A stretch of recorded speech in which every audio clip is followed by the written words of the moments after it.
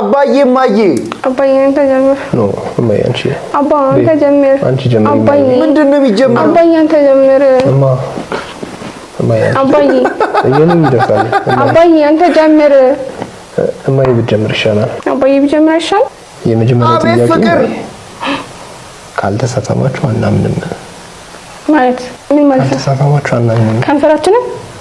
መሰለኝ ያው እሱ ነው የሚሆነው ማለት አንተ ነው ያጣኸኝ ጥያቄ አይደለም እኔ ጻፍኩት እንጂ እሱ ነው ጻፍዬ ነው ምን ማለት ነው ታዲያ ለምን እሺ ብለህ ትጽፋለህ እንድንሳሳም ትፈልጋለህ ነው ምን ልበል ጻፍ ብሉኝ እሱ ማለት ከንፈር ለከንፈር ነው የምንሳሳመው ምን ማለት ነው እኔ ምን አውቃለሁ ማይ